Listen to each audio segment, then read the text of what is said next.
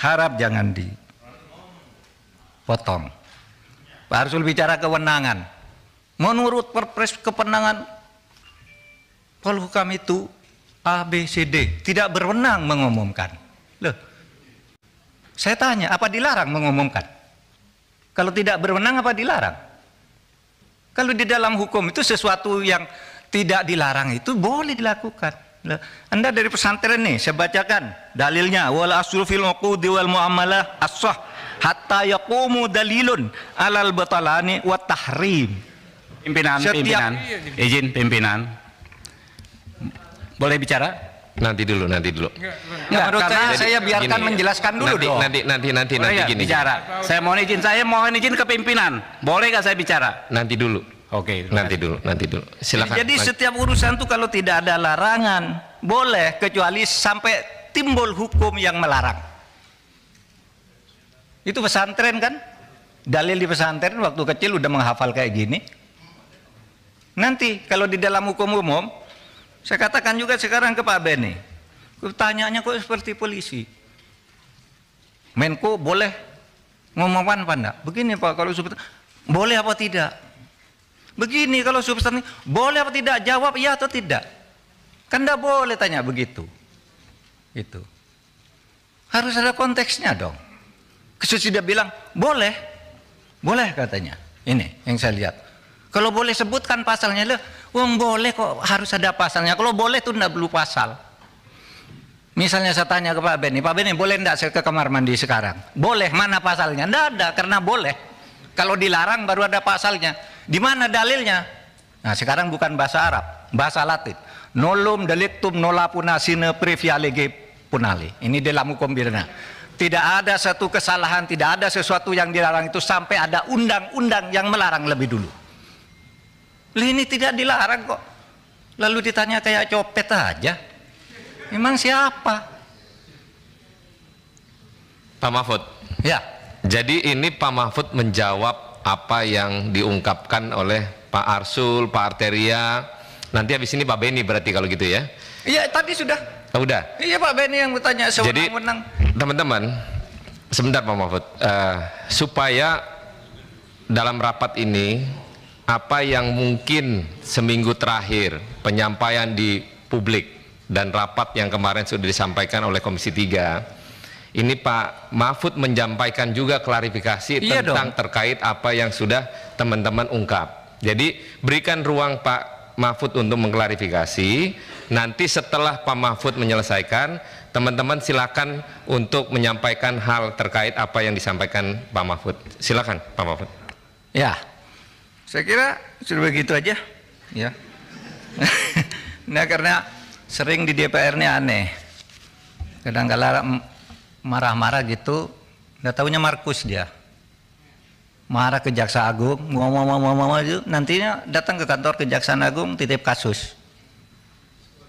Pimpinan mohon dicatat ya. Saya interupsi pimpinan. Interupsi pimpinan. Saya kira ini tidak relevan. Silakan. Interupsi pimpinan. Ya. Silakan Pak Habib. Apa? Saya kebetulan pimpinan Mahkamah Kehormatan Dewan, pimpinan. Ini konten saya minta parlemen Pak ini. Mahfud, apa memang benar ada data yang soal Markus anggota DPR? Disampaikan saja sekarang. Nanti saya sampaikan sekarang. Lanjuti. Ya. Disampaikan saja. Ingat peristiwa di Kampung Maling, Ustadz di Kampung Maling. Saya kira saya sama Pak Beni masih ada di sini. Ya. Kan saya tadi nyebut DPR, nggak nyebut saudara. Pada waktu itu Jaksa Agung Abdurrahman Saleh dicecar habis-habis, ditanya seperti ini, dibilang Bapak ini seperti Ustadz di Kampung Maling, Bapak baik tapi di lingkungan Bapak jelek. Ya kan, ingat kan? Itu tanggal 17 Februari 2005. Berarti bukan di periode ini Pak Mahfud? Bukan. Oh, bukan kewenangan saya. Ya, tapi lihat fenomenanya. Nanti saya tunjukkan. Alhamdulillah.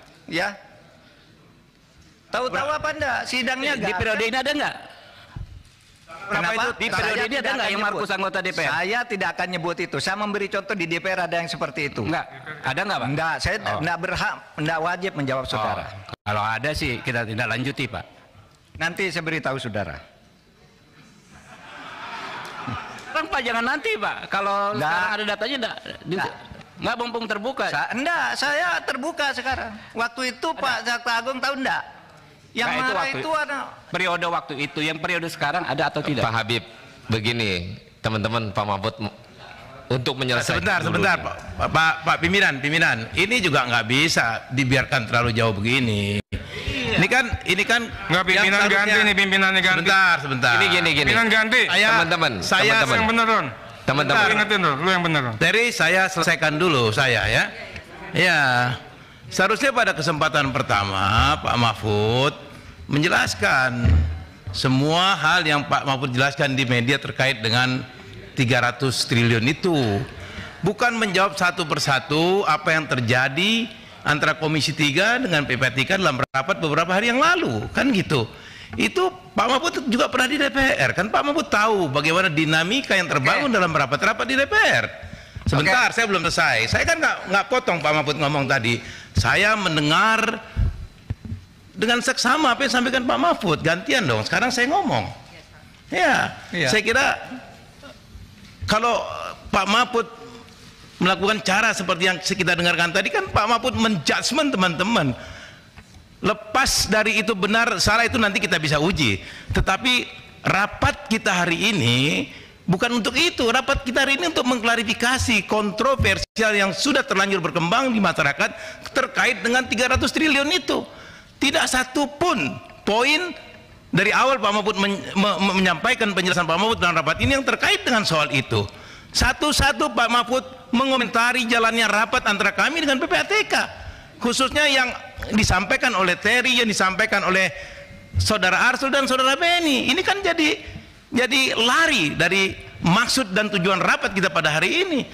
Dan pimpinan juga punya kewenangan untuk menjaga lalu lintas rapat ini agar berlangsung sesuai dengan apa yang kita inginkan, gitu loh. Saya kira itu. Saya belum berkomentar terlalu jauh, tapi kira-kira rapat ini harus berjalan sesuai dengan tata tertib yang berlaku di DPR. Terima kasih Pak Mulfahri. Pak Mulfahri dan teman-teman, namanya kita mengundang rapat yang bersangkutan sebagai Ketua Komite Nasional dengan kontroversi yang ada. Tapi kalau akhirnya yang bersangkutan menjelaskan dulu dengan apa yang terjadi, dengan mengklarifikasi yang terjadi belakangan terakhir, tidak salah sebenarnya. Nanti kalau selesai dia mengklarifikasi Pak Menko, baru kita tangkepin Pak, supaya apa yang menjadi klarifikasi Pak Mahfud ini bulat. Bukan berarti nanti interupsi. Mau kapan selesai Pak? Mau 2 hari? Pak Arteria tadi udah suruh ganti saya sebagai pimpinan. Ini lagi di luar jalur, kan kita lagi mendengarkan dulu ketua komite menjelaskan Pak, supaya terungkap. Mau rapat 7 hari nggak apa-apa, asal ungkapan dari ketua komite apa yang menjadi kontroversi ini terbuka secara publik dengan teman-teman. Nah, kiranya untuk jangan salah mengartikan Pak Mahfud ini menyampaikan ungkapan. Masa nggak dikasih ruang seorang ketua komite atas kontroversi yang ada? Ini kan permulaan. Nah, begitu ya. Nah, lanjut Pak Menko, supaya jangan ada nanti seolah-olah pimpinan tidak memberikan satu keputusan tegas. Oke, Pak Mahfud, silakan Pak Mahfud.